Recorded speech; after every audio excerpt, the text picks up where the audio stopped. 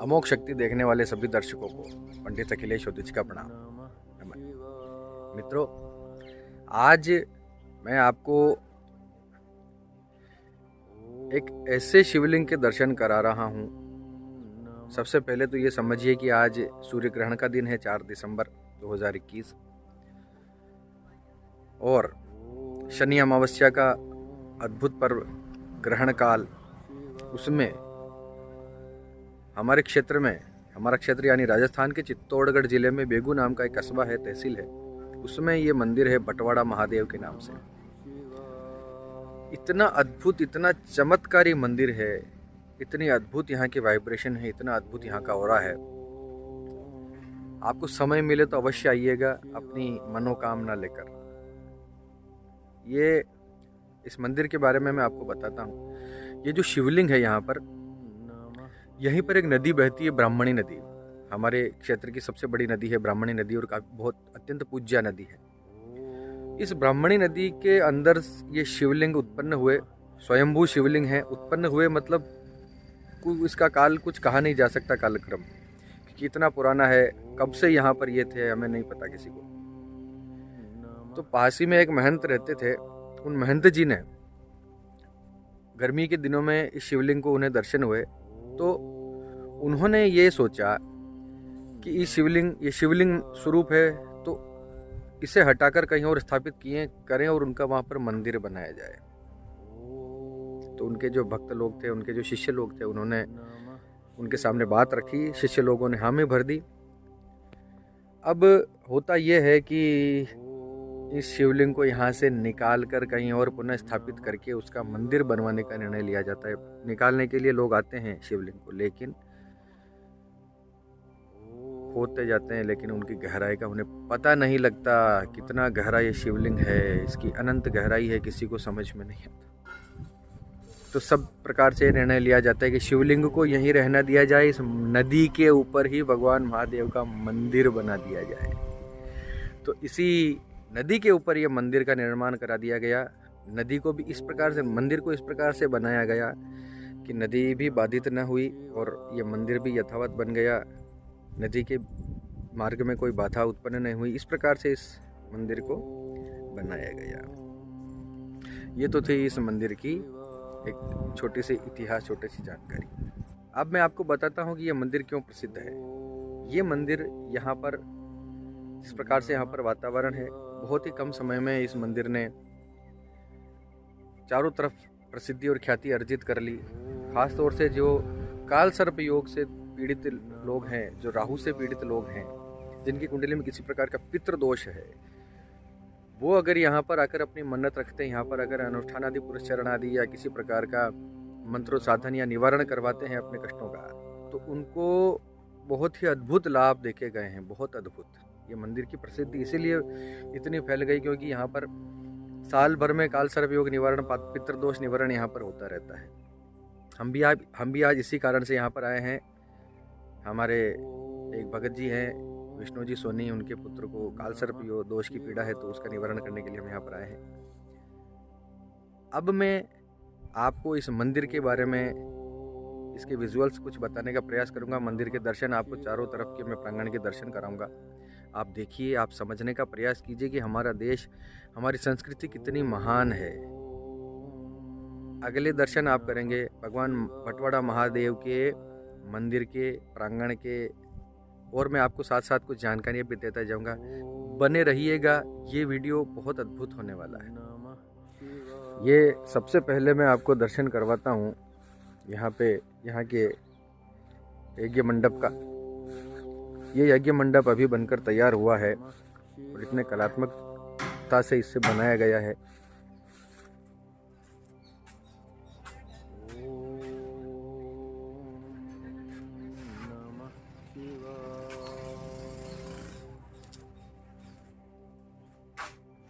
ये मुख्य हवन कुंड है, उसके पीछे त्रिकोणाकृति और पंचकोण कुंड। ये इधर दाईं तरफ चक्रकुंड और इधर बाईं तरफ शंख कुंड। ये जहाँ मैं खड़ा हूँ वो इस यज्ञ मंडप का परिक्रमा मार्ग है।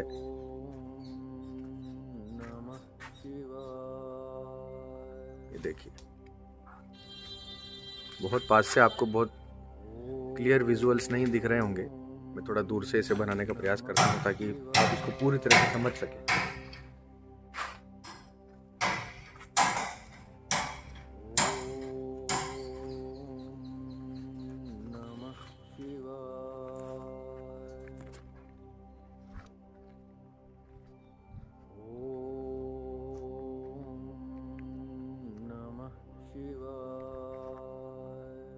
ये है इस मंदिर का यज्ञ मंडप। इस मंडप की आकृति, फिर इधर पास में ये सेमल का वृक्ष। आपको ऐसा लग रहा होगा कि ये कोई हिमाचल या हिमालय की पहाड़ियों के दृश्य हैं। जी नहीं, आप अचरज करेंगे कि ये चित्तौड़गढ़ राजस्थान का एक मंदिर है। बहुत ही मनोरम, बहुत ही रमणीय स्थल है। ये मुख्य मंदिर आप देख पा रहे हैं, इसके भी मैं आपको निकट से दर्शन करवाऊंगा। ये मंदिर के अंदर का मुख्य मार्ग जहाँ से प्रवेश किया जाता है। फिर इधर से आते हुए आप यहाँ तक आते हैं और मंदिर के अंदर प्रवेश करते हैं।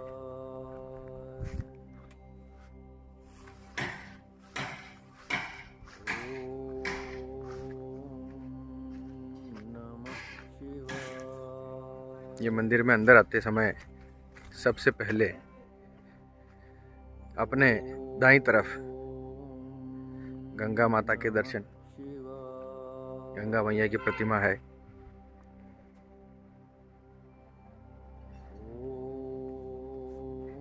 गंगा की बहुत बड़ी महिमा है। कभी मैं इस पर एक वीडियो बनाऊंगा, आप जरूर देखिएगा। गंगा सिर्फ नदी नहीं है। ये मुख्य मंदिर के ठीक सामने नंदी विराजित हैं, काले पत्थर से गढ़े हुए।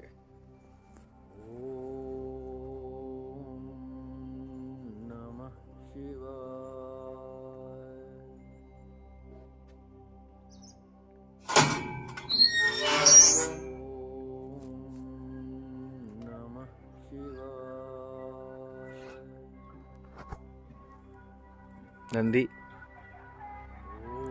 और मंदिर के इधर बाईं तरफ भगवान महावीर हनुमान जी महाराज।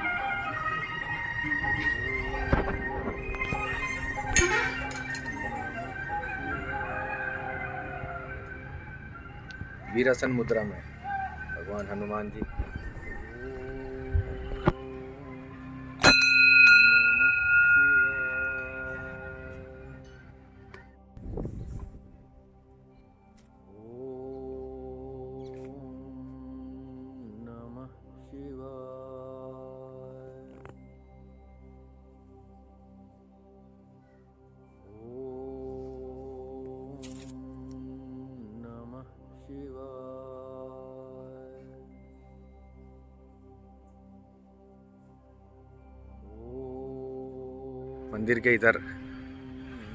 मंदिर के दाईं तरफ, हमारी बाईं तरफ जलकुंड है।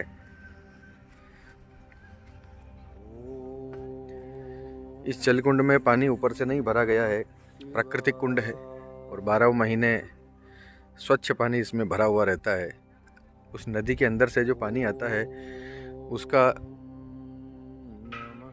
उसकी एक धारा इस कुंड में से होकर गुजरती है। ये सब जमीन के अंदर से आने वाला पानी है, अपने आप रिश्ता रहता है और ये कुंड कभी सूखता नहीं है। ये ऊपर की तरफ, अगर यहाँ पर लोगों की जो मन्नतें पूरी होती हैं उसका जो भोजन प्रसाद वगैरह का कार्यक्रम होता है वो उधर ऊपर, उसके लिए अलग से धर्मशाला बनाई गई है। अभी इस मंदिर प्रांगण का काम चल रहा है, अंडर कंस्ट्रक्शन है ये मंदिर।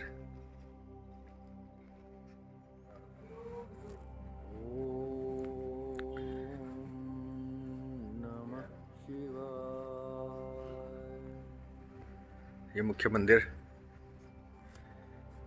आज यहाँ काल सर्प दोष की शांति के लिए हम आए हैं। ग्रहण काल है, शनि अमावस्या है, तो हमारे गुरुजी श्री गोपाल कृष्ण जी और हमारे साथी पंडित जी मुकेश जी भारद्वाज, वैदिक कर्मकांड के प्रकांड पंडित हैं मुकेश जी। राकेश जी हमारे काटुंदा से ये सारी सामग्री तैयार करते हुए यहाँ पर मंडल पूरे जाएंगे। काल सर्प के नागपाश यंत्र, नवग्रह यंत्र, चतुर्थो भद्र, ये और इसी से मैं आपको पहले इनसे भी मुलाकात करवा देता हूँ। ये हमारे मंदिर के केयर टेकर हैं। आपका नाम बताइए। सत्यनारायण जी बैरागी साहब हैं, और ये मंदिर की देख रेख और सेवा पूजा का काम सत्यनारायण जी ही देखते हैं। बहुत बढ़िया सेवा करते हैं मंदिर की। महादेव की प्रसन्नता आपके ऊपर बहुत बनी हुई है। एकांतवासी हैं, यहीं पर रहते हैं, महादेव की सेवा करते हैं, भजन पूजन करते हैं। इस मंदिर के बारे में आप कुछ और बताना चाहते हैं? ये प्राकृतिक मंदिर है किले का जी। नदी थी यहाँ। हाँ, इसमें वो महादेव जी बीच में बैठे थे, नदी के बीच में। हाँ, ठीक तो है। फिर उनको निकाले तो निकले नहीं। हाँ, फिर मंदिर यहीं बनाया, मंदिर ही बना दिया। ठीक बात है। ये बढ़िया बढ़िया बढ़िया। स्थापना यहाँ की यहीं रही। चलिए, अच्छी बात है। आपकी बड़ी आपके हो भाग्य कि आप महादेव जी की सेवा में निरंतर यहाँ पर हैं। सत्यनारायण जी को बहुत बहुत धन्यवाद, साधुवाद। अब मैं आपको लेकर चलता हूँ गर्भगृह के अंदर, निज मंदिर में। तो जैसा कि मैंने बताया था आपको, जैसा कि यहाँ पे हमारे पुजारी जी ने भी बताया कि ये मंदिर, ये शिवलिंग जो है नदी के बीच में था। लोगों ने इसे निकाल कर कहीं और स्थापित करने की कोशिश की, लेकिन नहीं निकला। अब हमारे भगवान महादेव 12 महीने नदी के बीच में बने हुए इस मंदिर पर, नदी को बाधित नहीं किया गया। ये जल जो आप देख रहे हैं, ये नदी का ही पानी है। ओम नमः शिवाय। अद्भुत अद्भुत। ये जो आप जल देख रहे हैं, ये जल जो आप देख रहे हैं, ये नदी के अंदर से ही स्रोत निकलता हुआ आता है। ऊपर से भी इस पे जल चढ़ाया जाता है, वो इसी नदी के अंदर वापस मिल जाता है, नदी से ही आता है। तो नदी के ऊपर ये बना हुआ शिवलिंग है। पूरा मंदिर नदी के ऊपर है। सामने चित्र, इधर स्थापना है भगवान कार्तिकेय की, माँ गौरी की और भगवान गणेश की। ऐसा माना जाता है कि इस मंदिर में काल सर्प दोष का निवारण करने से काल सर्प दोष की निवृत्ति 100% हो जाती है। बहुत अद्भुत मंदिर है, अद्भुत शांति यहाँ पर। ये देखिए, इधर अखंड दीपक जलता हुआ।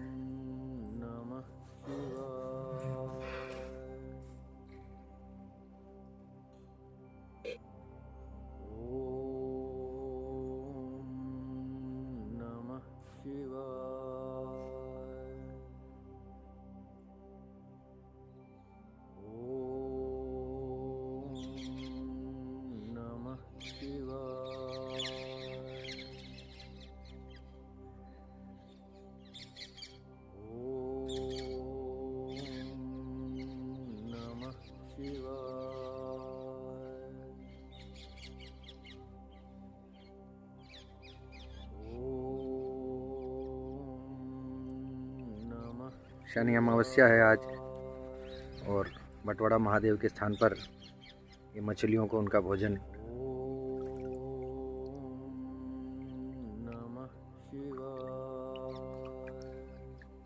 असंख्य मछलियां हैं।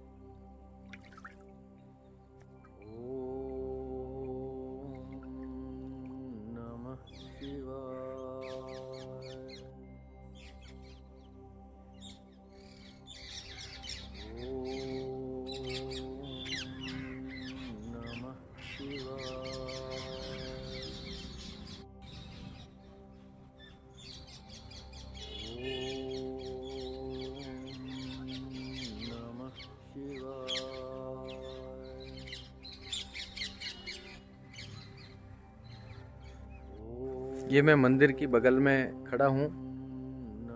वो मंदिर का मुख्य द्वार से होते हुए मैं इस रास्ते से मैं होते हुए इधर आया हूँ। मंदिर के पीछे बहती हुई मैं आपको पुण्य सलीला ब्राह्मणी के दर्शन करवाता हूँ। देखिए, अभी पानी बहुत कम है, लेकिन कम होने के बावजूद भी वर्ष पर्यंत ये नदी बहती है। ब्राह्मणी नदी हमारे क्षेत्र की सबसे पूज्य नदी, जो चंबल नदी में जाकर मिलती है। ये देखिए, मंदिर के ठीक पीछे का स्थान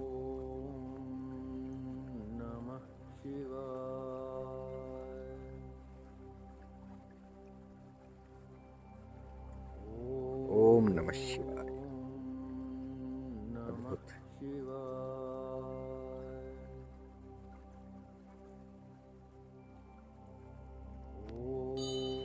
इतनी शांति।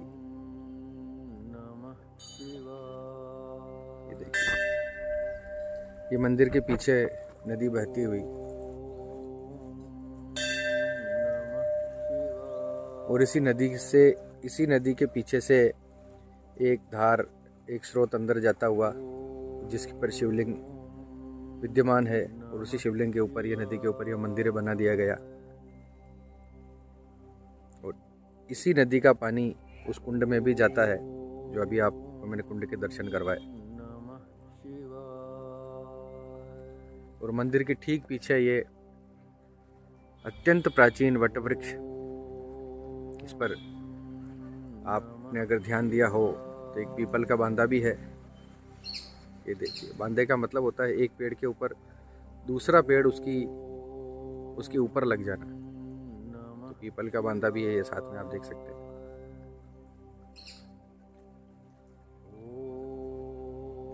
अत्यंत विशाल, अत्यंत प्राचीन वटवृक्ष, अद्भुत प्रकृति की सुंदरता।